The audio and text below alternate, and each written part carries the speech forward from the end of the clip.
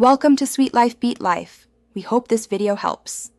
You begin by confirming gear and clearing temporary faults. First, make sure your phone actually supports the carrier's 5G band and that system firmware is current. Outdated radio firmware limits throughput.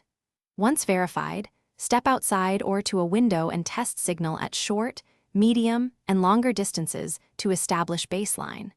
Then toggle airplane mode or reboot to force the modem to renegotiate with the tower. This often clears transient registration or configuration errors and restores normal link rates.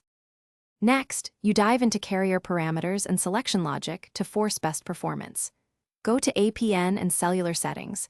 Confirm the APN matches your plan and that carrier aggregation and 5G NR are enabled.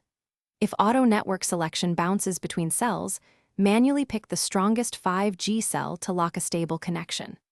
Also, disable features that can interfere, like Wi-Fi calling or dual SIM prioritization, and then run a controlled speed test to measure improvements and identify remaining bottlenecks. Finally, you perform advanced tuning and prepare to escalate if necessary. Update or reflash the modem carrier profile or factory, reset only radio/network settings to remove corrupt configs. Factory reset full device only if required. If problems persist, test the SIM in another verified 5G device and try a known good SIM in yours to isolate SIM versus handset faults. If slow speeds remain, capture signal metrics and a speed log. Then contact carrier support with that data so they can trace and remediate tower.